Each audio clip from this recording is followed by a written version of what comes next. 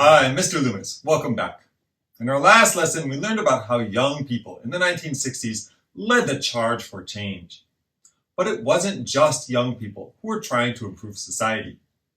Today's lesson is about how leaders in government also got excited about fixing problems. Let's take a look at our topics. We'll start with the death of President Kennedy, one of the tragic moments in our country's history. Then we'll learn about the new president and his ideas called the Great Society and War on Poverty. We'll learn about how Johnson tried to improve various aspects of American life, including education, healthcare, medical care, the arts, and safety. We'll take a look at a really important change in immigration law that may have directly impacted you and your family. Then we'll finish by talking about why, although we had a war on poverty, we still have poverty, and about the Supreme Court in the 1960s and the important decisions they made. Let's get started. In November of 1963, President John F. Kennedy was shot and killed in Dallas, Texas. This terrible event had a profound impact on the United States and the world. Ask anyone who was old enough to remember that day, and they'll likely have a story to tell about where they were when they heard the news. President Kennedy was young and exciting, it was well liked by many Americans. He'd won support from many African Americans because he'd worked for civil rights, and his leadership during the Cuban Missile Crisis had made him even more popular. However, Kennedy knew that he needed support from white Southerners if he wanted to win re-election in 1964. So on November 1921, 1963, Kennedy traveled to Texas with Vice President Lyndon Johnson to try to get support in the South. The next day, he planned to visit several cities in Texas. The president's motorcade route through Dallas was published in local newspapers so that people who wanted to see the president as he passed could plan where to stand along the route. Unfortunately, this also gave his assassin an opportunity to plan his attack. November 22, 1963, the president's motorcade left for the trip through Dallas. Kennedy was riding in an uncovered limousine with his wife Jacqueline Kennedy, the governor of Texas, and his wife. As they entered Dealey Plaza, 3 shots were fired. Kennedy was seriously injured and was rushed to Parkland Hospital where he was pronounced dead. Vice President Johnson, who was riding 2 cars behind Kennedy in the motorcade, was not injured. He took the oath of office and became President of the United States. The assassination of President Kennedy shocked the country. People cried, and schools across the country sent their students home early. Traffic in some areas stopped as the news spread from car to car. The state funeral took place in Washington, D.C., where Kennedy's coffin was carried on a horse-drawn caisson to the Capitol to lie in state. Representatives from over 90 countries attended the funeral, and Kennedy was laid to rest in Arlington National Cemetery. The shots that killed President Kennedy had come from the Texas School Book Depository building. Lee Harvey Oswald was accused of killing the president.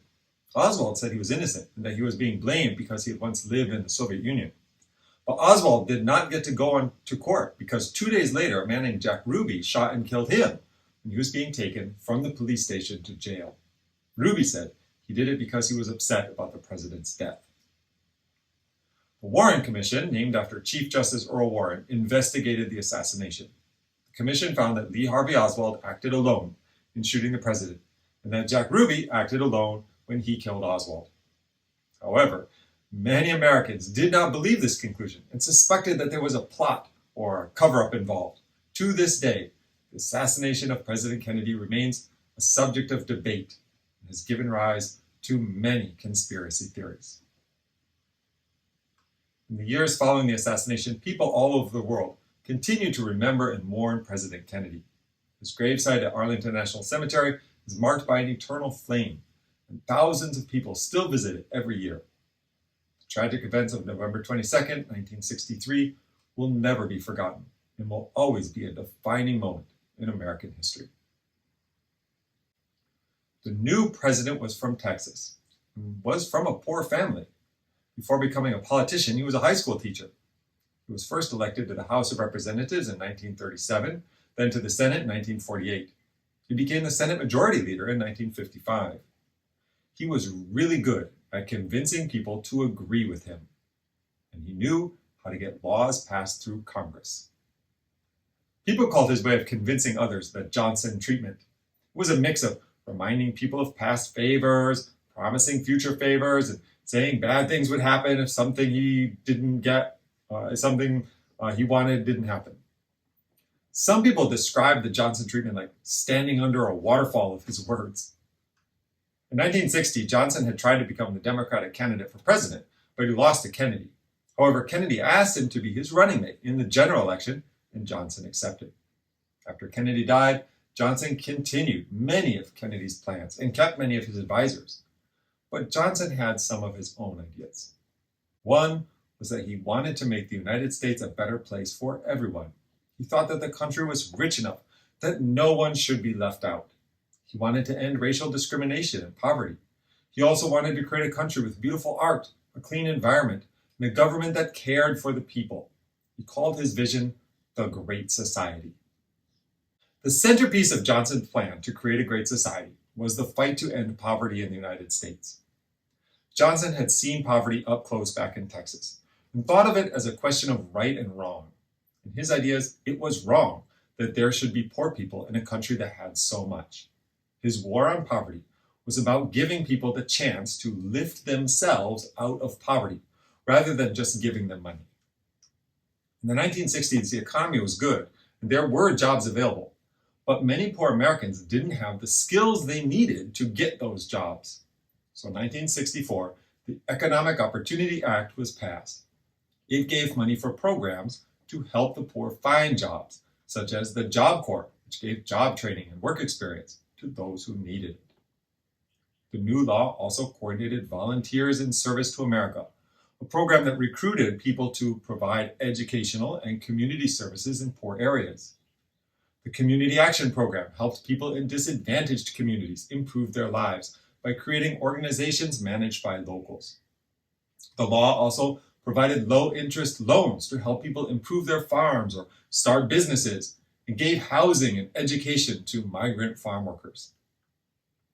The law created jobs in Appalachia, one of the poorest regions in America, and brought programs to Indian reservations. One of its successes was the Rough Rock Demonstration School on the Navajo Reservation. The school respected Navajo traditions and culture while also training people for careers outside the reservation.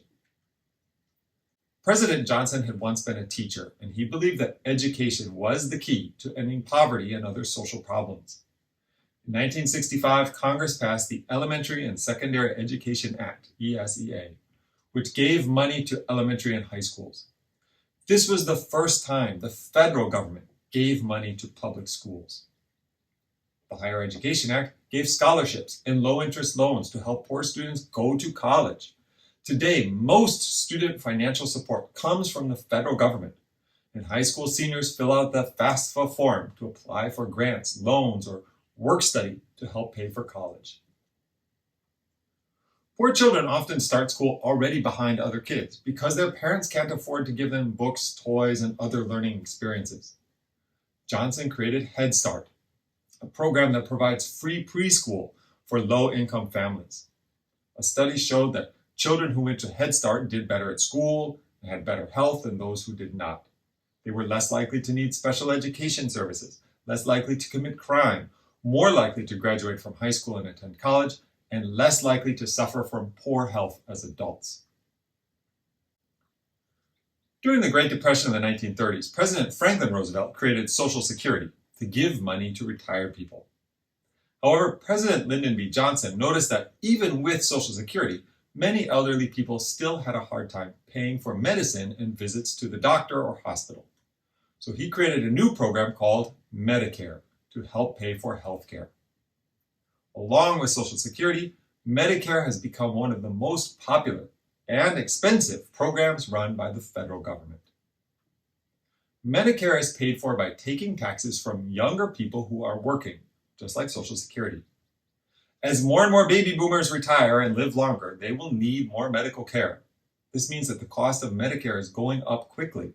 In the future, politicians will have to make difficult choices about how to pay for it.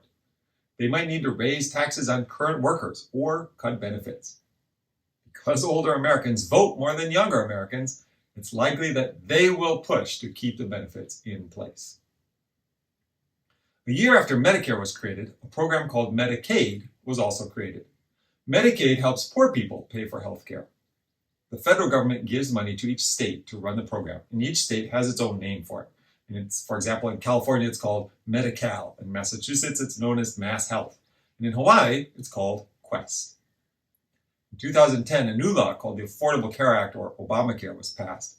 This law made it so more people could get help from Medicaid by changing who qualifies for the program.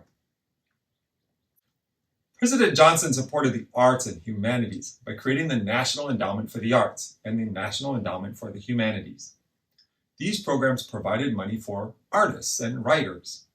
Johnson believed that the arts and humanities should be for all people in the United States, not just for people who had enough money to spend on theater tickets or expensive museums.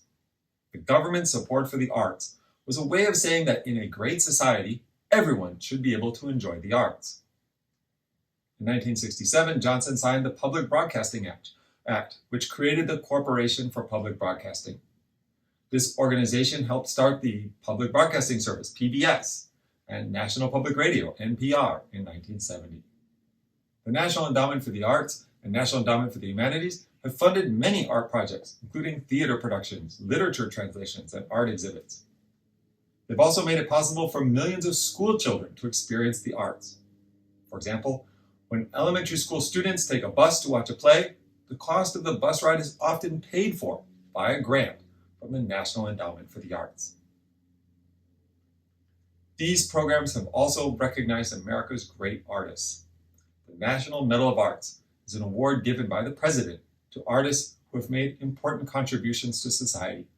Famous painters, musicians, writers, and dancers like George O'Keeffe, Johnny Cash, and Mikhail Baryshnikov have won the award.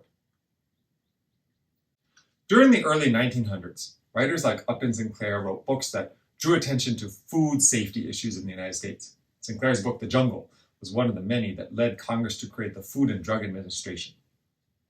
President Johnson continued to take steps to protect consumers' rights during his time as president. The Cigarette Labeling and Advertising Act of 1965 required warning labels to be added to cigarette boxes. The Motor Vehicle Safety Act of 1966 created the National Highway Traffic Safety Administration and set standards for vehicle safety, including the use of seatbelts. The Fair Packaging and Labeling Act required that product labels identify the manufacturer, address, and quantity of the product. The Child Safety Act of 1966 made it illegal to sell some extremely dangerous chemicals. The Flammable Fabrics Act of 1967 set safety standards for children's clothing. The Wholesome Meat Act of 1967 and the Wholesome Poultry Act of 1968 improved the safety of meat inspections. The Truth in Lending Act of 1968 made people who lend money honestly tell the full cost of interest being charged for loans and sales. The Land Sales Disclosure Act of 1968 protected against cheating, and the Radiation Safety Act of 1968 set safety standards for electronics. Thanks to Johnson's efforts, we can now find ingredient lists on food packaging, feel safe eating meat products, and trust that our vehicles meet safety standards. We can also rest knowing that the products we use are not harmful to ourselves or our children. The United States is a country made up of people who came from many other places. But after World War I, some people became scared of immigrants. They were worried about things like communist revolutions. So Congress passed a law called the Immigration Act of 1924. This law made it very hard for people to come to the United States from other countries. It favored people from Europe who were white and stopped people from Asia from coming at all. But in 1965, President Johnson changed this. He signed the Immigration and Nationality Act, which made it easier for people to come to the United States if they had family here or if they had special skills. At first, people thought this law would mostly help white people, since most people in America at the time were white. But because the law helped families stay together, once one person moved to the United States, their family members also could come. This made it possible for new communities to form in the United States, like Chinatowns and communities of people from Vietnam, Korea, India, and other places. Before the new law, most immigrants to the United States were from Europe and very few from Asia. But since the law changed, more people from Asia and other places have been able to come to the United States. Hispanic immigrants had not been stopped from coming in the 1924 law because of the need for farm workers, and 45% of all immigrants to the United States in the last 100 years have been from Latin America. The fight for civil rights was an important part of Johnson's goal of making America a great society.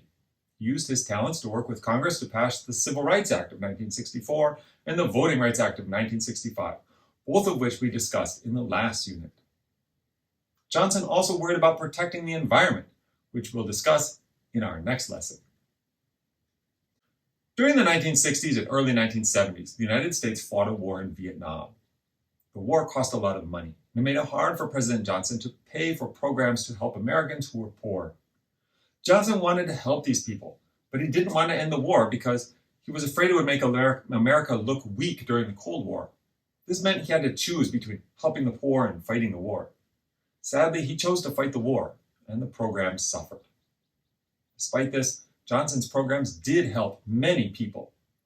By the end of his time in office, fewer Americans were poor, especially African Americans. Programs like Medicare and Medicaid helped many people get health care they needed, and more people could afford to go to college than ever before. However, some conservatives didn't like these programs because they thought Johnson's programs would encourage people to rely on the government and not take care of themselves. These people also thought that Johnson borrowed too much money to pay for these programs and the war in Vietnam, which would lead the country into debt. Before we close, we're going to shift to another branch of government. So far, we've been talking mostly about President Johnson and Congress, which enacted the programs he wanted. But the Supreme Court also got involved in making change during the 1960s. Earl Warren was the leader of the Supreme Court from 1953 to 1969. He was known for writing many important decisions that helped civil rights, such as the Brown v. Board of Education decision that ended segregated schools. He also made two very important decisions that helped people who were accused of crimes, especially those who were poor.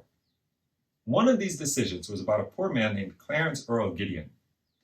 Gideon was accused of robbing a bar in Florida, but he couldn't afford a lawyer. He went to court and argued that the Constitution says all people have the right to a lawyer, and since he was too poor to pay for his own lawyer, he should have been given a lawyer by the government. The Supreme Court agreed with him. The government hired a lawyer, Warren wrote, so to make things fair, they should have paid for a lawyer for Gideon also. The other decision was about a man named Ernesto Miranda. He was accused of kidnapping and raping a woman. The police questioned him without telling him that he had the right to remain silent or the right to talk to a lawyer. Miranda signed a confession, but his court-appointed lawyer said the confession was not fair because Miranda didn't know his rights. The Supreme Court agreed with the lawyer and said that the police have to tell people their rights. This warning is now known as the Miranda warning and includes both the Gideon case and the Miranda warning. Now, when the police arrest someone, they have to say something like, "You have the right to remain silent. Anything you say can be used against you in court. You have the right to talk to a lawyer for advice before we ask you any questions. You have the right to have a lawyer with you during questioning. If you cannot afford a lawyer, one will be appointed for you before any questioning if you wish. If you desire to answer questions now without a lawyer present, you have the right to stop answering at any time." These two decisions, Gideon v. Wainwright and Miranda v. Arizona, are important because they made sure that people accused of crimes, especially those who are poor, have the same rights as everyone else. Some people did not agree with Warren's decisions about criminal justice, saying they let criminals go free. Crime rates went up for a while after Warren's time on the Supreme Court, but it's not clear if Warren's decisions led to more crime or if it was because of unrelated things happening at the time. That brings us to the close of today's lesson. Before we go, let's recap our main ideas. In 1963, President John F. Kennedy was assassinated. Vice President Lyndon Johnson took over as president. Johnson was a longtime member of Congress and a master at convincing others to agree with him. Johnson continued many of Kennedy's programs. He also wanted to improve the nation and believed America should be a great society. President Johnson's Great Society programs were meant to end poverty, mostly by giving people access to education and health care. He also wanted to open immigration to more people, let more people enjoy the arts, and make life safer for regular Americans. Johnson failed to end poverty, in part because of spending money on the Vietnam War, but many of the Great Society programs are still popular and around today. Warren Court made important rulings that protected civil rights and the rights of people accused of crimes, especially for people who are poor. Thank you very much. I mentioned that protecting the environment was also important to President Johnson, and that will be the topic of our next lesson. Get ready to save the earth. I'll see you then. Come on,